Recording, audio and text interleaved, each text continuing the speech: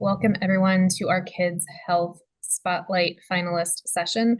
My name is Melissa Faulkner, VP of Marketing. We are the Digital Health Hub Foundation, a digital health hub accelerator at the Worldwide Health Center for Healthcare Innovation. Now in its sixth year, our awards program is dedicated to identifying the most transformative, disruptive, and innovative companies shaping the future of healthcare.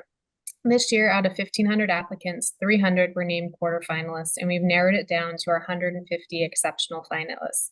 Today, we are proud to present our 4 best-in-class and 8 rising star finalists in our Kids Health category, leaders and companies who are truly revolutionizing the industry. As a reminder, this session is very fast-paced as we have 12 companies to present, but this is only a small taste of what these companies have already shared as part of their application. If you have any questions, please feel free to drop it in chat. I would now like to introduce Daniel Kraft, who is one of our executive producers and hosts for this session. He is also the founder and chairman of NextMed Health and Digital.Health. Daniel, take it away. Great. Thanks so much, Melissa. Wonderful to be here with you all. Welcome to our Digital Health Awards focus on pediatrics. I particularly love this category because I trained in pediatrics and internal medicine. And when I was a pediatric resident, we didn't have any digital health, 0 apps, 0 wearables. And we've seen the world accelerate in pretty amazing ways. And this is the 6th year of the awards that I've been involved in as a co-producer. It's pretty amazing to see the evolution of digital health, had its challenges, has its ups and downs, really starting to really meet the needs of clinicians, parents, and big and small kids around the planet. So I'm excited to meet all of the rising star and best-in-class teams. We're going to go pretty quickly around the horn, learn about what they're doing, ask them some questions. But before I do that, I'll mention 2 other things that I'm involved in. One is we built a platform called Digital.Health for all these companies, rising stars, best-in-class, and all of them in the Digital Health Awards are featured. It's a great place to find, share, and match the solutions that you need in the digital space. And number 2, I chair a program called NextMed Health, NextMed.Health. We'll have our second, or actually our 12th annual gathering this December 10th through 13th in San Diego, where we look at the convergence of all sorts of technologies in the future of health and medicine. So with that, I'm going to hand it off to our friends at Avia to give us a little taste of the overall market space. Awesome. Thank you. Good morning, everyone. My name is Marissa Fernie from Avia Health Innovation. Excited to be with you today. For context, Avia Health is a network-based digital transformation model with about 50 plus health systems that we serve through digital health strategy consulting services. Again, excited to be here, especially as we think about kids' health and the innovation that is happening. Not only are we getting a lot of traction from our pediatric specific members, but our adult systems are also spending a lot of time focusing on kids' health and how they can innovate, because innovation in the kids' health space is hard. And so I want to say congrats to all the folks on the line that are committed to improving and innovating in the kids' health space. If you want to move to the next slide, the current state of kids' health varies widely depending on factors like geography, socioeconomic status, access to healthcare depending on where you live. And so the finalists today and all of the categories by which their innovations lie are all playing a very crucial role in improving the overall well-being for not only the kids, but their families. And these innovations are really unlocking the powerful outcomes that we need to see. So if you go to the next slide, what are some of those outcomes that we're seeing? We're seeing, in behavioral health, these innovations are enhancing access to mental health resources and enabling that early identification and intervention for issues that might arise. In diagnostics, we're seeing these advanced digital tools start to facilitate more accurate and timely diagnoses, really starting to relieve healthcare providers and reduce unnecessary visits. In digital therapeutics, they're offering evidence-based interventions that are designed specifically for children at all different ages and engaging them in their own treatment and promoting their adherence to their health. With medication management systems, they're helping ensure that kids are taking their medications correctly, sometimes in some cases making it more fun, and with reminders and tracking tools that are helping to minimize then the risk of errors. With wearable devices, we're enabling real-time health monitoring, and we're really empowering families to manage their chronic conditions no matter where they are and to gain the insights that they need into their kids' physical activity and the vital signs. Therapy tools, we're including the teletherapy in that, we're expanding that access that is really needed. We're seeing wait lines 2,000 plus at health systems across the United States. And so we're helping expand that access to therapeutic resources and allowing for that personalized treatment plan. Overall, these innovations that we're going to see today and others that are in the market, they are really addressing the challenges in kids' health through a comprehensive approach. So involving families and schools and communities to promote better health outcomes. And together, all of these advancements represent just such a transformative shift in how we approach kids' health and ensuring that they can receive the best care possible. If you want to click one slide for me, as I close out, I do want to add, as it relates to Avia and the work that we do, how we can help in addition to consulting services that we provide. A few years ago, we launched the Avia Marketplace to help health system buyers across the country select digital health technology. Now, over 70% of hospitals and health systems are trusting this Avia Marketplace for the technology selection.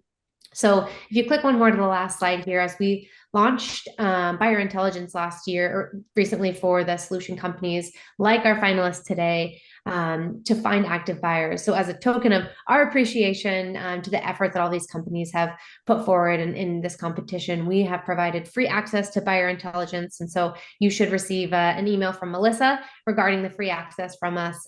Please reply to that email or reach out to myself if you have any questions at all. But thank you for your attention. And I'm excited to delve deeper into the fascinating field of kids' health. All right. Thanks so much, Marissa.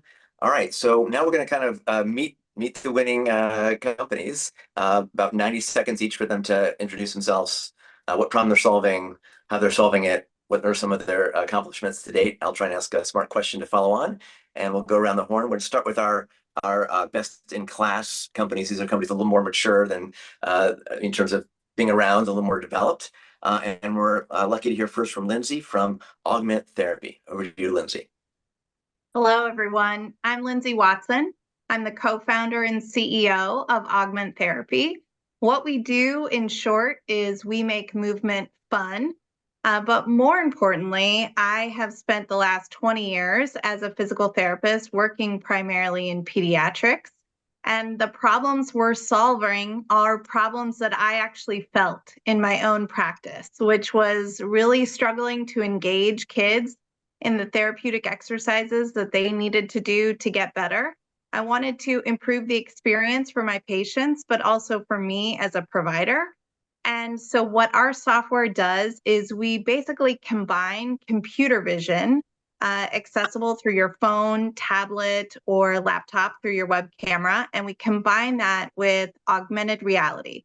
So we layer digital content and characters over your reflected image on the screen, and we capture objective data on your movement and couple that with virtual care enabled features. So we can leverage our solution to be used in the home. You can use it in the clinical setting, in outpatient. So we truly enable a more accessible and engaging experience for rehab. And this is a vast problem affecting 1 in 6 children in the US right now have a developmental disability. They often land in physical therapy or occupational therapy, and they usually hate the experience. So we improve that through characters like those in Sesame Street. You can actually exercise alongside Cookie Monster and Elmo, and I can assure you the exercises are much more fun when Cookie Monster is guiding you to perform them. So that's what we do. Fantastic. I love gamifying and making media part of our medicine, essentially. Back to that personalization, like my kids love Pokemon. Can you sort of pick your character and hone that, and are using AI and other layers to hyper-personalize your interactions? Right now, the partnerships that we have are with Sesame Street. We have another one in the works that we're hoping to announce soon, but we have other unfamiliar characters that your kids can actually select and customize. They can represent themselves. They can act as trainers on the screen. So there is customization and personalization within the software, but hopefully we grab some more partnerships to make it so that you could truly select your favorite characters. Fantastic. I think with Gen AI, the ability to hyper-personalize is going to get really interesting. Okay, thanks so much. We're going to hear next from Thomas Bain, a physician with Go Check Kids. Thomas.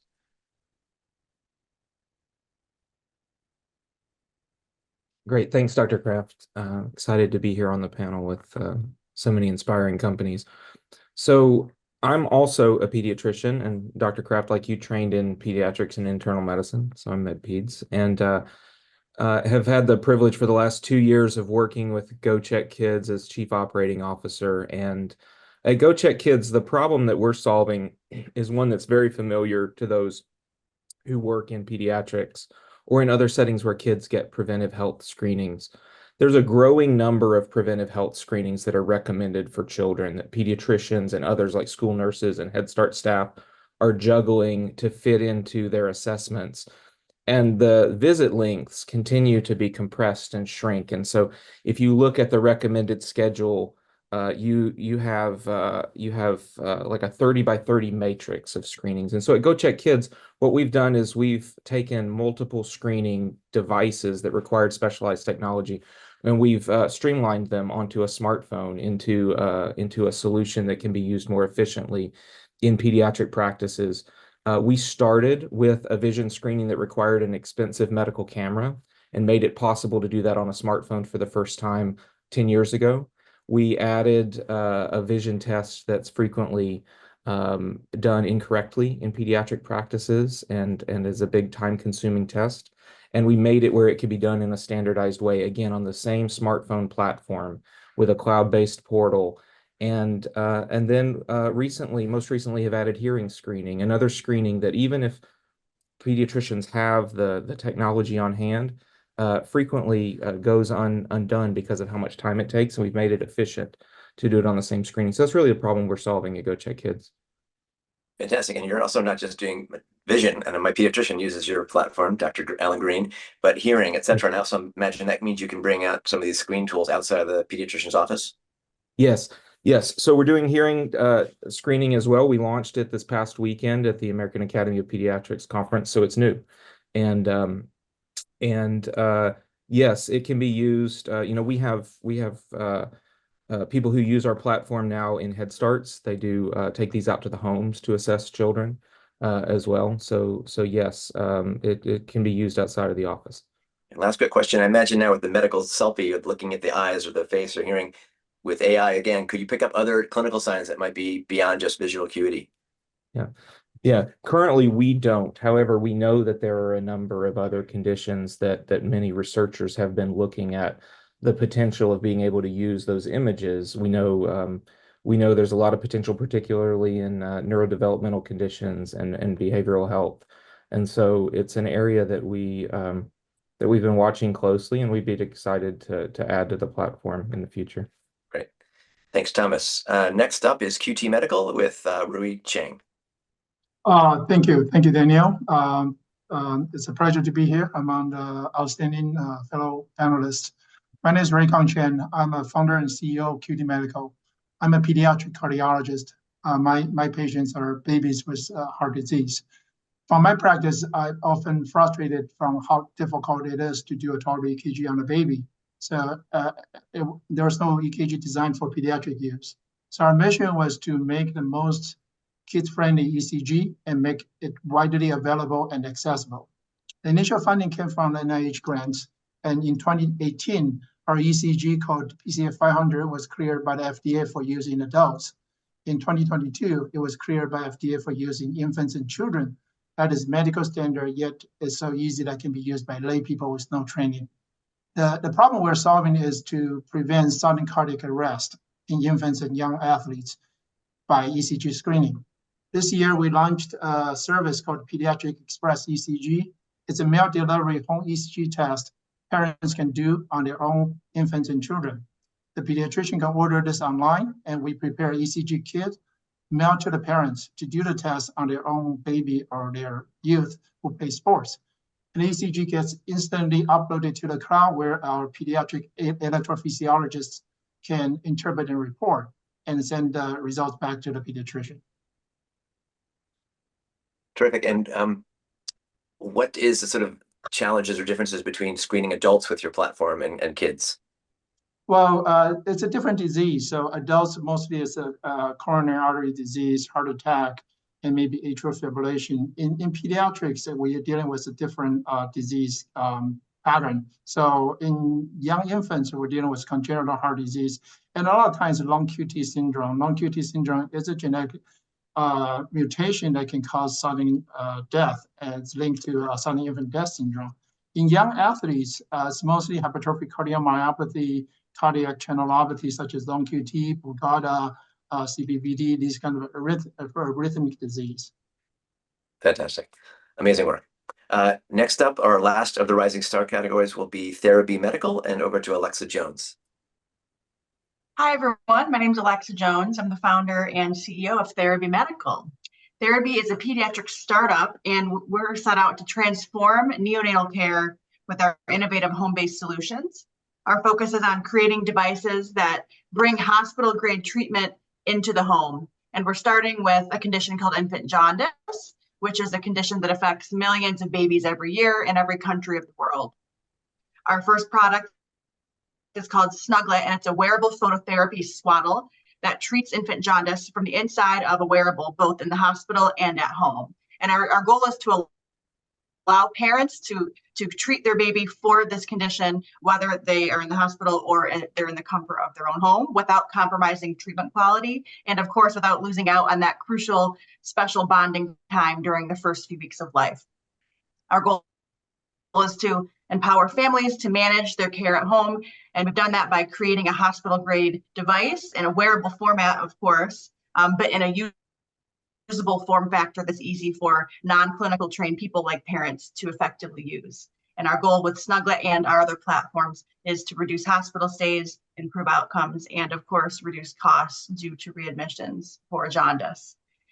We're excited to launch next year. We've worked with over 300 doctors, including some really wonderful neonatologists across the country. And we're really excited to see Snuglet in the real world after our FDA clearance next year.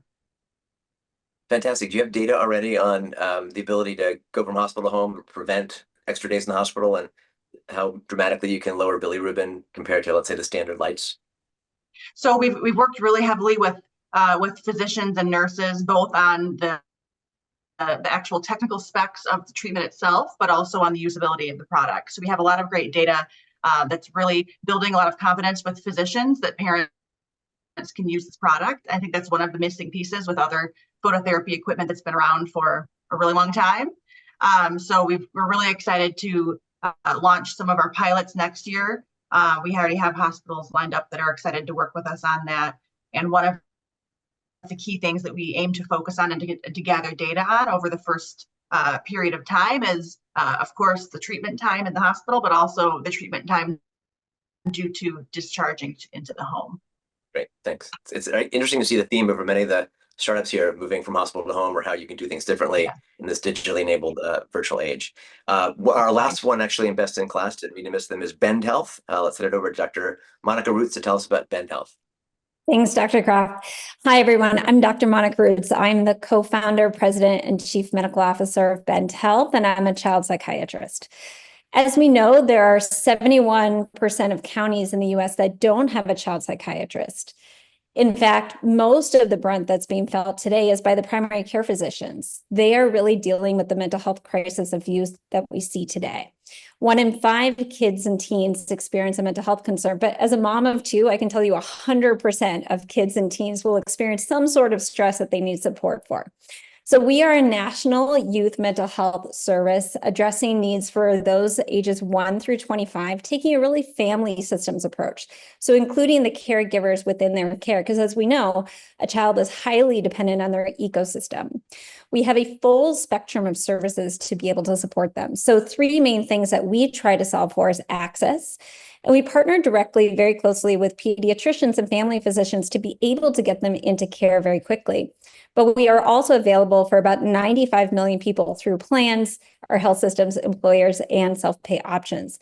But we have all sorts of services to be able to support them, from subacute needs, so everyday stress, all the way up through more SMI concerns through our services. And we really utilize a collaborative care model. So we have behavioral care managers, coaches, therapists, and psychiatric providers to address our needs. Terrific. My wife's actually getting a master's in mental health and counseling right now, and in the high schools, managing kids. How have you? What do you measure compared to sort of standard psychiatry and psychology using BEND? We actually use 16 different measures that we capture at baseline, but also monthly to be able to track progress. So that's everything from screening from depression, anxiety, ADHD, oppositional concerns. We also measure tech use. We measure things like caregiver stress, caregiver burnout, and caregiver insomnia. And of course, also measure for social determinants of health. All the things that are really important for us to not just measure the impact that we're having at the child, teen, or young adult level, but also see the impact that we're having in the family system level, which we know that if mom, dad, or caregiver are not okay, or they don't have access to food, that child does not have the ultimate potential for success and outcomes. Right. So I think big term, we've got a lot of opportunity to gather big data and hone your platform as you move forward. So congrats. Super exciting space. Okay, next company now back to Rising Stars is Clarity Pediatrics, Christina Lamontagne. Hi, everyone. I'm Christina. I am the CEO and co-founder of Clarity Pediatrics. We are a comprehensive pediatric chronic care platform, and we serve the 1 in 3 kids in the U.S. who has a common chronic condition. This is a part of the pediatric healthcare landscape that unfortunately has really exploded since the time I was a kid. So the prevalence of conditions like ADHD and anxiety, but also obesity and asthma and allergies have all skyrocketed. And as Monica said, what this means is that pediatricians are really stretched to be able to have the time and the resources to implement evidence-based and guideline-driven care. And there's also just a terrible shortage of specialists and access to those specialists. So we partner with schools and pediatricians to be able to offer comprehensive care all in one place over many years for kids with these chronic conditions. We offer evaluations, we offer personalized treatment plans, and we offer multidisciplinary care, often encompassing behavioral health as well as medical disciplines. Our first condition is ADHD, and we are very condition specific. This is part of our strategy. 1 in 9 kids has ADHD today. And so we have really focused on delivering excellent, best-in-class care to kids and their families, ages 5 through 17. We just launched teens this week, so we're very proud of that. We offer care covered by commercial and Medicaid. That was very important to us. And we offer care in English and Spanish. So we're really proud to be here, and thank you very much for the recognition. We are in California today, but we'll be growing quickly across other states in the coming months. Thanks for Christina. ADHD can be a bit of a heterogeneous condition. What are you guys doing to hyper-personalize both the diagnostics and pick the right therapy so not everyone's on Ritalin, or maybe some are doing video games for mental health? How do you look at that spectrum briefly? Yeah, so we're very fortunate to have very strong clinicians on our team. So my co-founder is a pediatric specialist. We have other disciplines that are represented on our leadership team. One of our core principles is early intervention. And so when we are able to early intervene, we also hope that we're able to delay or offset other comorbid conditions that may appear as time goes on. So we follow the American Academy of Pediatrics recommendations. That's really our North Star in terms of our clinical protocols. But our staff are real experts in ADHD. They understand other symptoms that may present, other needs of kids. And so our protocols also allow for us to personalize those treatment plans. And we do have other programs on our platform that address executive function, that serve kids with comorbid autism as well. And so look for more on that in the future.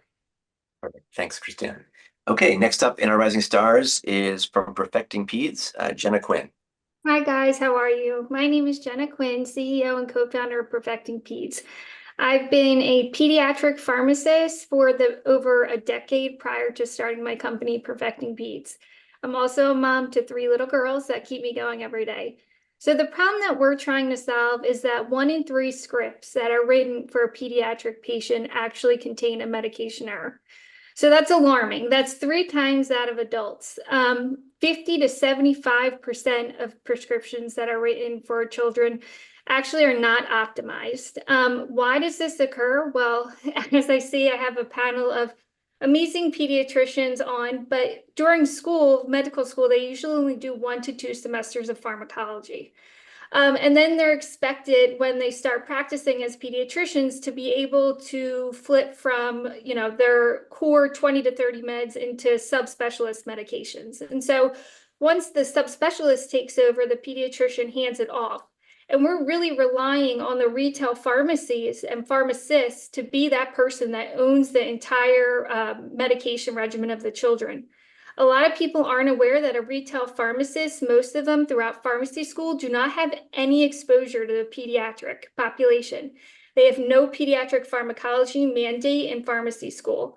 Because of this, the pharmacist also does not have the child's weight. So there's no way for the retail pharmacist to actually validate that the script is appropriate for the patient.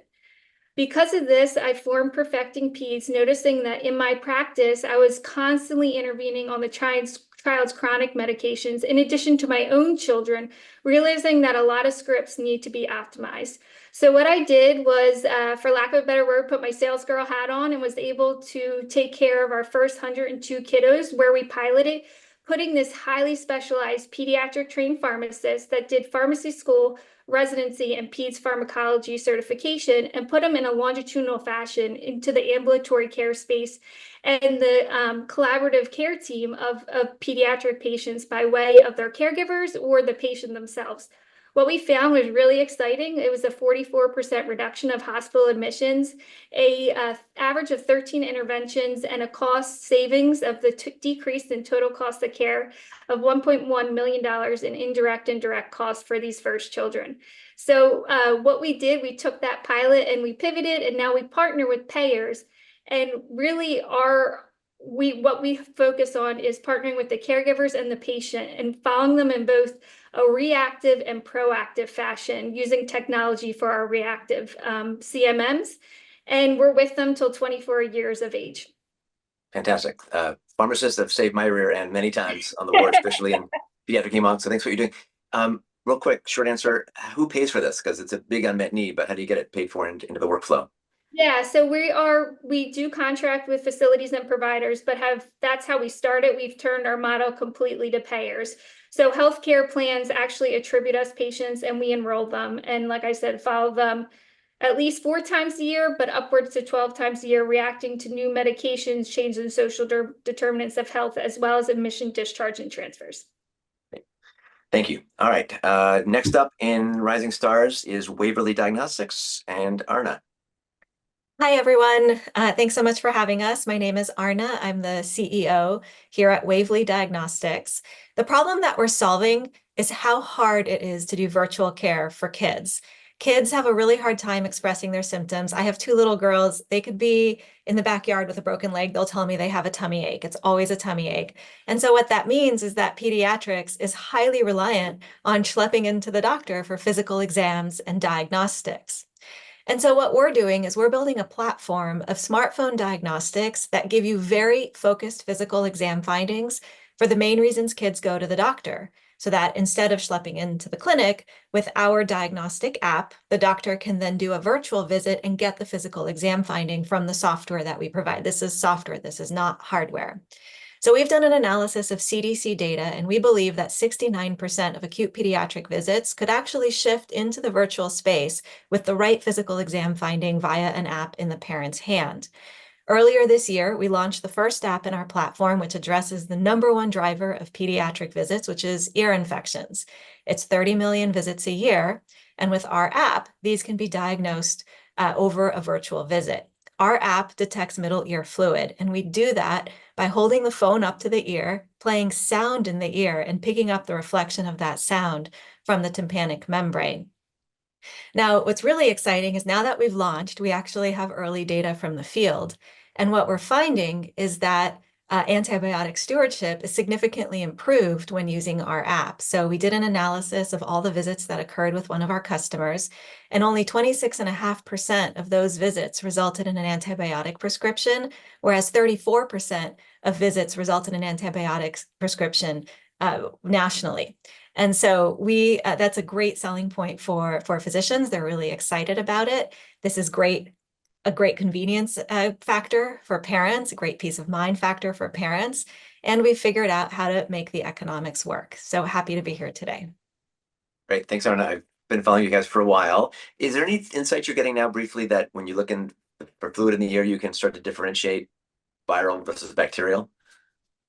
So our medical advisory board, led by our chief medical officer, has created a clinical algorithm based on AAP guidelines that essentially figures out through clinical factors and through the result that we provide of fluid, whether treatment by antibiotics is merited or not is a good idea.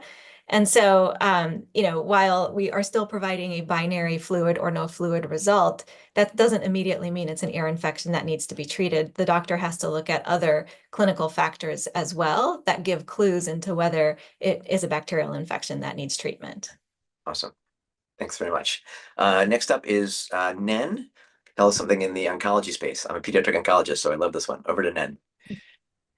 Hi, everyone. And thanks also for highlighting pediatric health, because I think it's very underserved. I'm Francesca Watke. I'm the founder and CEO of NEN. The WHO reports that over 400 million kids are in pain. And so pain management is a fundamental human right. And I founded NEN to help these kids through our digital platform. So we're a clinical stage company that's developing evidence-based digital therapeutics to help kids fighting cancer, their families, and their doctors manage pain. We're starting with the pediatric cancer space, since these kids are really high risk of medical trauma, and these negative pain memories can be really sticky. In fact, 59% of adult survivors of cancer have pain.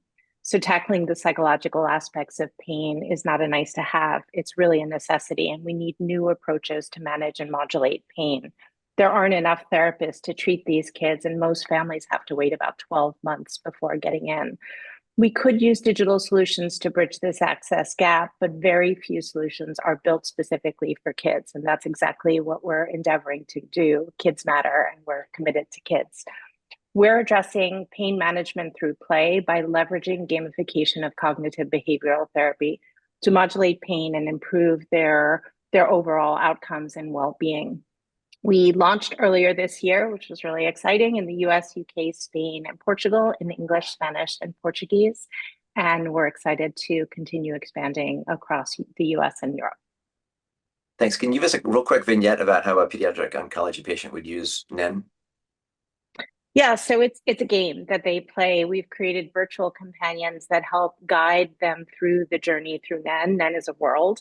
We have Dolores, which means pain in Spanish. I'm based in Barcelona. Dolores delivers cognitive behavioral therapy related to pain. And then we also have Sarah and Tony. And Sarah and Tony focus on the serotonergic receptor pathways. Sarah focuses on anxiety and Tony on depression. So it's really important to address mental health as well as pain in these kids, because it has a huge impact on their interpretation of the pain. We've also spoken to a lot of parents, and the one thing that's been really overwhelmingly consistent is how frustrated they are with access to care. So we've created a suite of services specifically for parents to help them help their kids get the best outcomes out of the CBT.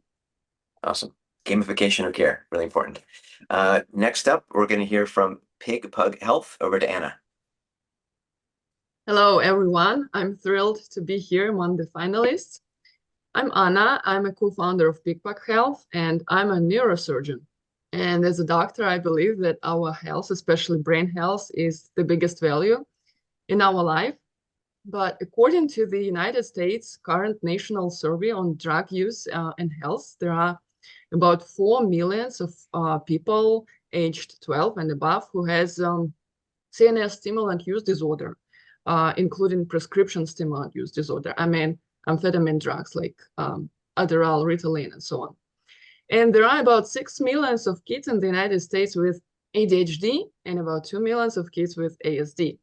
And unfortunately, they can contribute to the numbers I mentioned above, because current problem nowadays with ADHD is that there is an overprescription of psychostimulants to little kids. And that's what we want to solve with Pig Pug Health. So imagine the possibility for kids to train their brain easily from home under remote supervision of neurofeedback trainer using video games and getting real-time feedback from their brain without medications. And that's what we build at PicPak Health. We have telemedicine platform to connect neurofeedback trainers with parents, and kid is playing the game on the platform, and this game can change its flow based on EEG patterns. And we also develop hardware EEG headset to assess EEG data. So long story short, we help to improve the diagnosing of ADHD based on biometric data. And also we help to reduce using of psychostimulants to little kids, and that's our mission. Great. Thanks, Anna. So as I understand, you actually have a physical headset with an EEG built in and sound. So like a headset for sound and EEG that helps provide the feedback loop. Yeah. So we created EEG headset. It's like a headphones with dry electrodes inside. So there is no need to use gel or glue, nothing like this. It's really easy to use, and kids like it. And they wear the headset and play the game on the platform. And a neurofeedback trainer is able to assess EEG data patterns and choose the right protocol for training. Right. So everything is going on in real time. Right. And it's possible to do it remotely. Fantastic. Sounds like this could be used for kids and big kids. Yeah. All right. Our last two Rising Star companies before we get into a broader discussion. We're going to hear from Natalie Davis, Dr. Natalie Davis, another pediatrician from Prevent Scripts. Hi, everybody. Great to be here today. I'm Dr. Davis. I'm a founder and chief medical officer at Prevent Scripts. After practicing for 15 years of pediatrics in St. Louis, I moved back to Kentucky where I was raised, and there was really a stark contrast. And the thing that impressed me the most after having been gone for such a long time was the sudden cardiac deaths of high school friends in their 40s. So something really horrible happened here for the decades I was gone, and we call it cardiodiabesity. As a physician, I had a complete lack of knowledge around affecting patient behavior change in my checkups. And in that year between checkups, patients would go home, gain 10 pounds rather than lose any. And so Prevent Scripts solves that blind spot problem. That year in between visits when patients progress from risk into full-blown chronic diseases like diabetes and hypertension. Unlike companies like Noom and Weight Watchers, our approach leverages the unique relationship between the patient and their primary care provider. And we provide a workflow-friendly and electronic health record embedded platform that helps physician groups and health systems add proactive preventive services that increase clinic revenues, normalize key biometrics like blood pressure and weight, and also deliver a 4-to-1 return on investment. Fantastic. And it's in your name, Prevent Scripts. You sort of, as a pediatrician or primary care, you prescribe exercise or some change in lifestyle for the entire family. Give me a quick vignette of what that would look for a particular patient.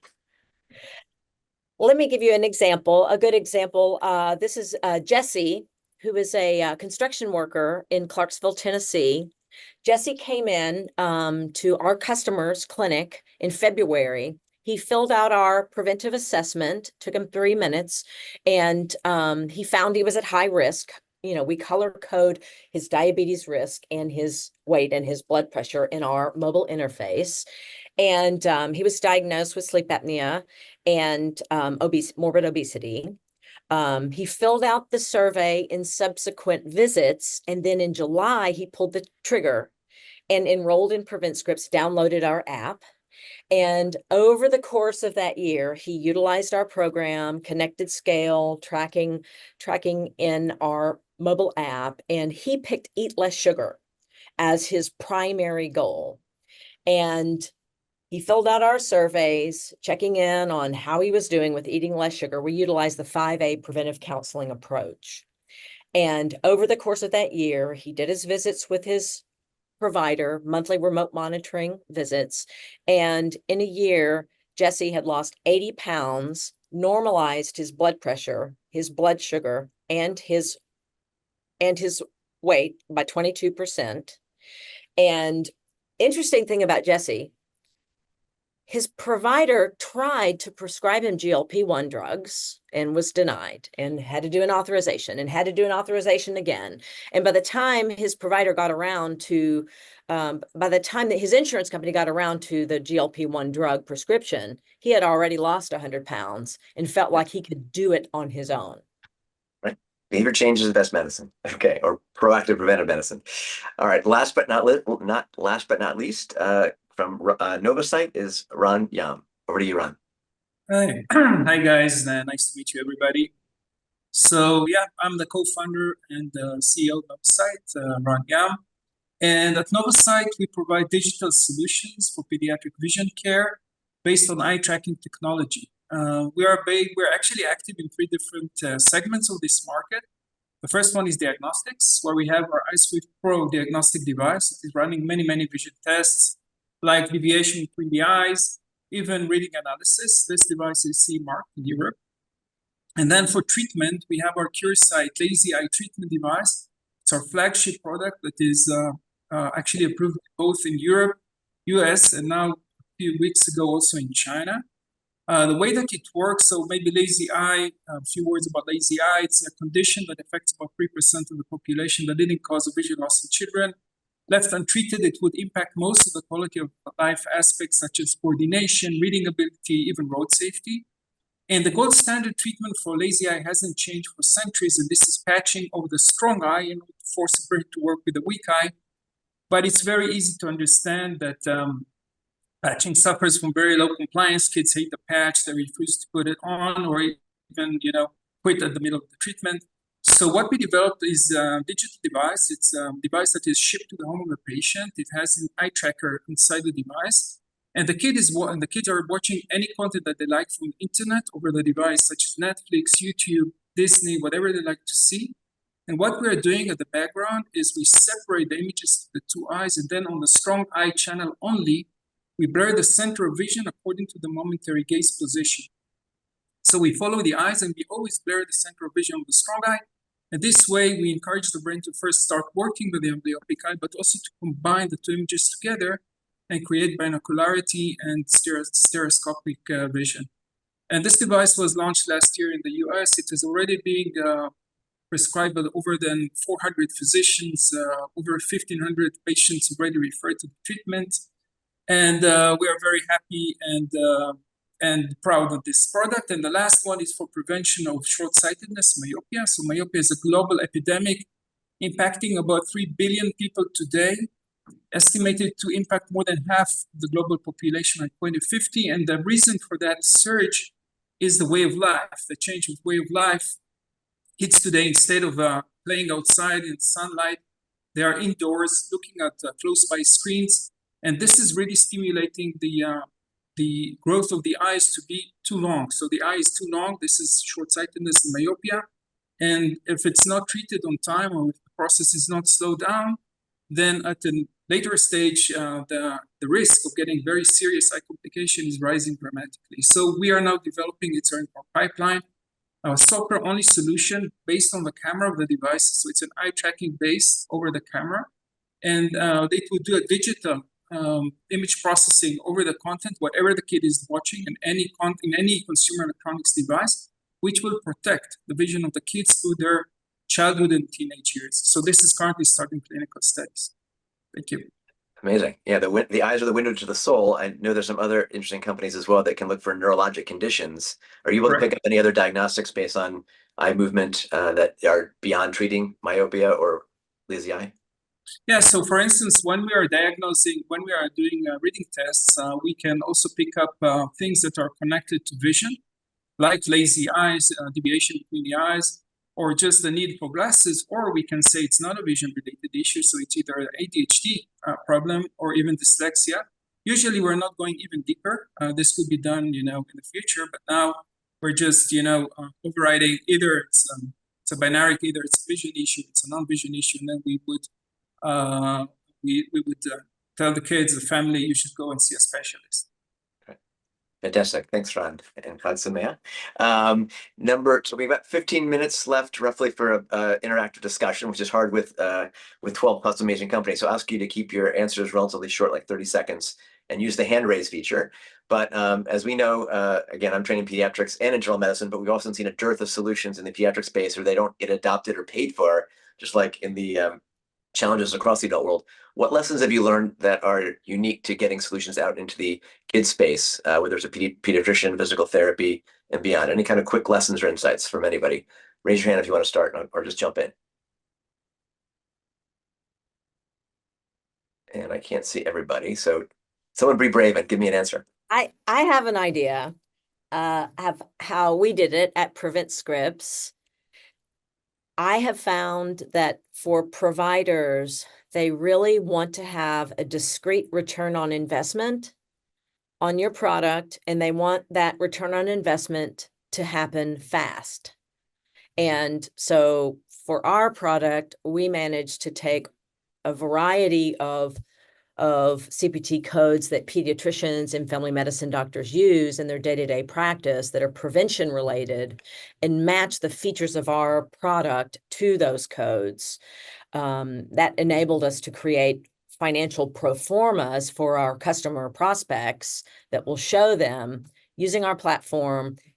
It's in a similar way to a drug rep who is walking into your clinic and is showing you, this is an immunization, grid, all of your payers, and here's the reimbursement you'll get using our vaccine or our drug. And we found that to be helpful. Yep, perfect. Over to Lindsay. For us in the physical therapy space, what's been challenging is there are existing codes that our software can be billable under when you're using our solution in the clinical space with the physical therapist present. It's difficult then to speak to the clinician about the value of our tool when they could use a ball as an augmentative tool in that therapy session versus using this digital solution. Well, what's been great is there are these new remote therapeutic monitoring codes, which are relatively new.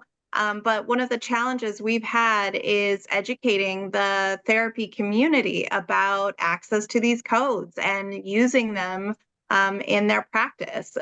By and large, in the rehab space, for example, we have a huge problem with adherence. Less than 30% of our patients adhere to the exercises we prescribe outside of our one-on-one clinical practice. And those remote therapeutic monitoring codes enable providers to bill for the time they spend applying the technology, monitoring the data from it.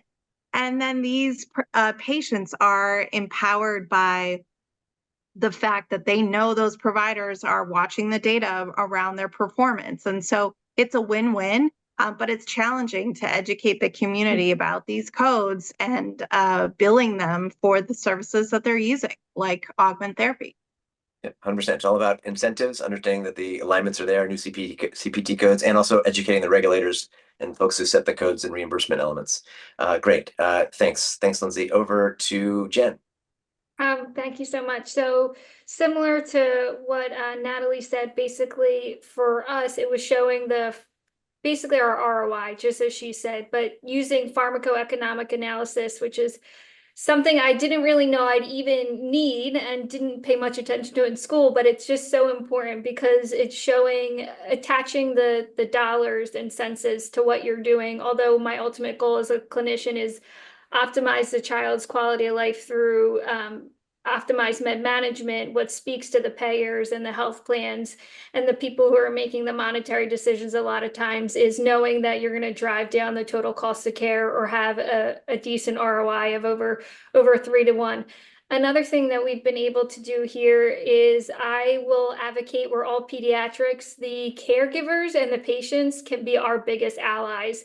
I've actually gotten health care plan contracts because we have caregivers who have gone to the head of the CMOs and people in the health plan saying, you should absolutely cover this service. And then I think third and the last one, because it's a long-term play, is using legislation. So for example, in the Medicare space, for Medicare Part D, it's a mandate that a pharmacist is assigned to a high-risk geriatric population, whereas in the pediatric space, that's not a mandate. And so how do we follow suits of what has worked in adults and geriatrics to change the legislation so that we can get the payments that we deserve as pediatric professionals?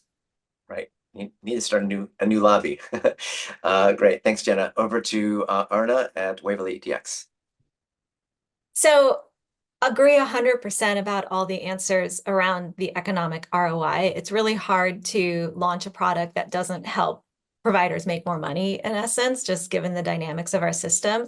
But the direction that I would like to take the answer is a little bit different. I think there's a very unique dynamic in the pediatric space in that you're building a product that needs to involve children in how you use it.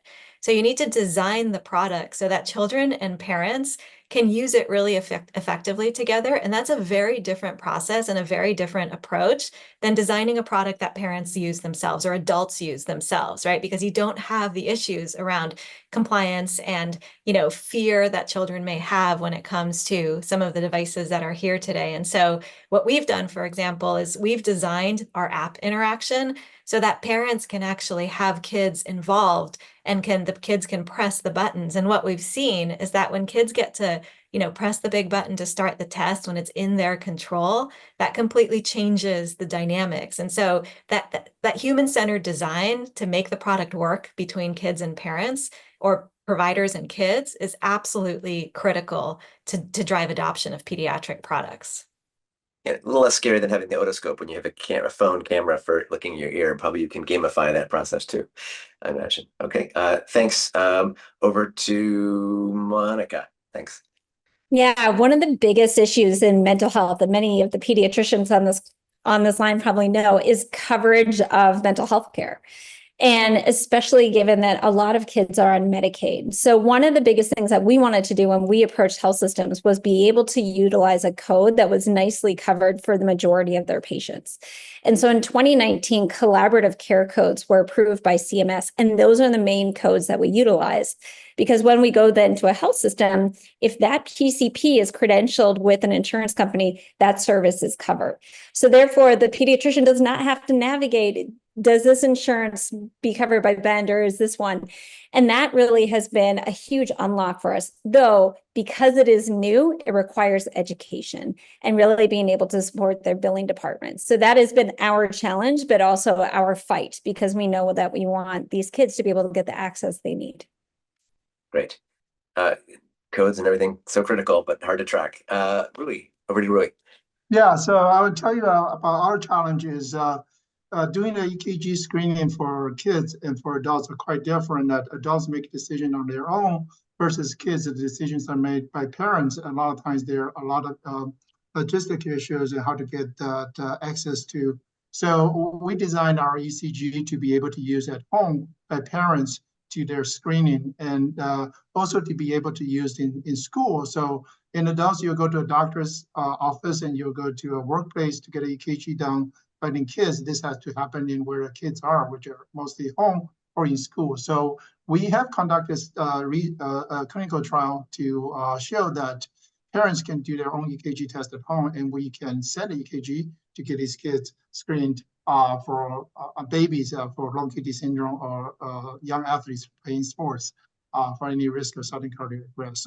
So in our business, it's actually making it much easier to access the EKG for anybody who are parents who are concerned about the risk of sudden cardiac arrest.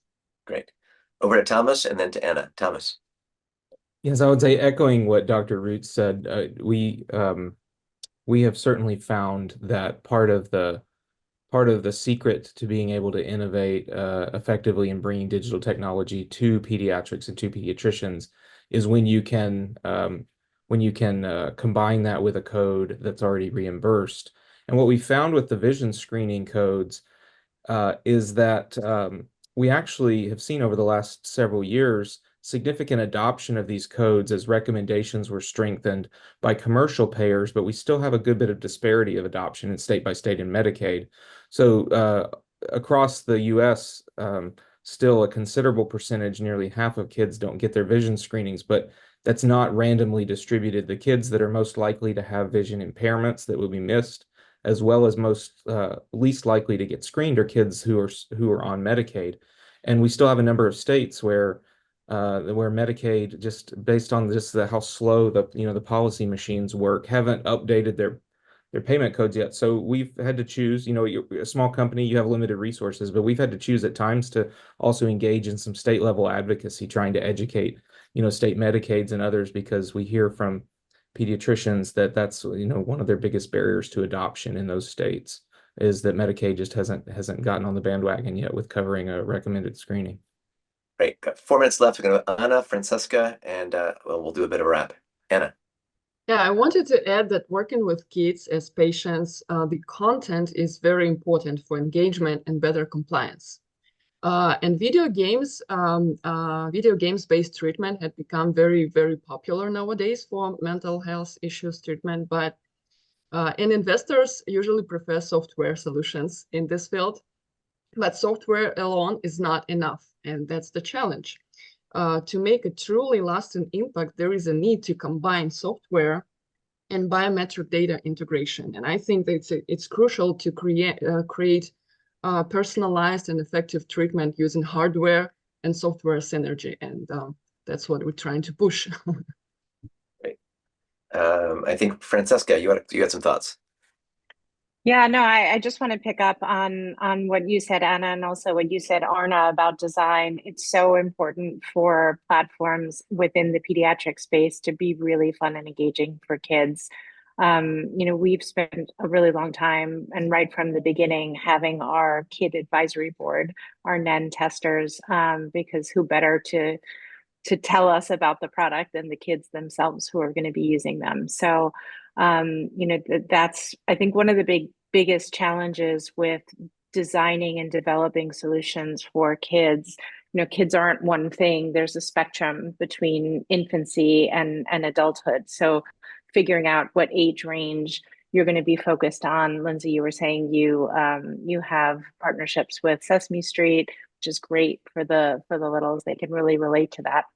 So I just wanted to reiterate how important that is to really design a bespoke product for kids. Christina. Yeah, I wanted to contribute a really strong piece of advocacy for Medicaid in this population. 47% of kids in the US rely on Medicaid. Although many of us live in communities where families will pay whatever, for a kid, that's just not available to so many families. So we found Medicaid plans to be very good partners. They'll take often the long view. You asked earlier, Daniel, about, complications or heterogeneity, especially in ADHD. Things can transpire.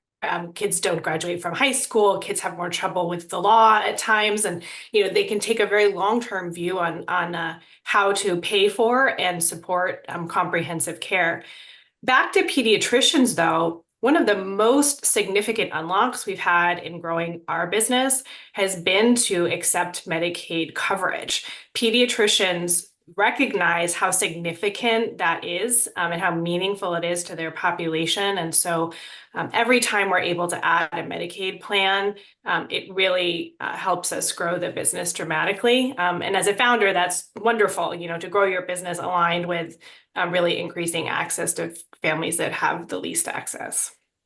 Access, and also remembering that kids aren't just little adults, and lots of changes happen between birth and adolescence. Last word goes to Ron, and then we'll do a wrap. Ron, you still there? Yeah. I'm just saying, just a quick note on the referral process. I'm not sure it's very specific to pediatrics, but just something that we learned. So when we launched the device, the way for a physician to put up a referral was through our cloud platform. So they have to log in with their credentials and put up the referral. And then we saw that in some cases, and many cases even, physicians just don't have the 2 minutes to do that. So we added a fax referral, which was partially solving the problem. But what I would recommend for companies that are dealing with referral, digital referrals, to start thinking from the beginning about integrating into the EHR systems, the different EHRs. This is what we are doing today, and I think this is really critical. Exactly. Well, I think we had a great discussion, amazing companies. Thanks for all your insight. I think one of the meta challenges I see is that many clinicians, pediatricians, parents don't know what's already out there. One of the things we're doing on digital.health is building that sort of digital health formulary. We can do a better job of educating medical students, physical therapists, pharmacists, etc., what's already available for the kids and pediatrician population and helping them match those solutions to what they're seeing day to day. So I encourage you guys to keep educating the providers as well as we work on reimbursement and regulatory and aligning healthcare more to our younger population, which extends health for the entire planet. So with that, I'm going to hand it back over to our team at Digital Health Awards. Thanks for all what you're doing. We'll see you at the finals. You guys are already all winners. Over to you at Health Hub. Thank you, Daniel, and thank you to all of our Wonder finalist companies who presented on this session. Please make sure to join us on October 21st, obviously at Health, to hear our Rising Stars and our Best in Class winners announced. Our Rising Star Grand Finale as at 1 o'clock on our Awards Pavilion stage in booth 3245, and at 5 p.m. our Best in Class winners will be announced on the disco stage. Hope to see all of you there, and obviously all of you are invited to our after party starting at 6 p.m. at Milo's in Venetian. Enjoy great conversation, good food, and music. And again, thank you all so much, and see you in Vegas.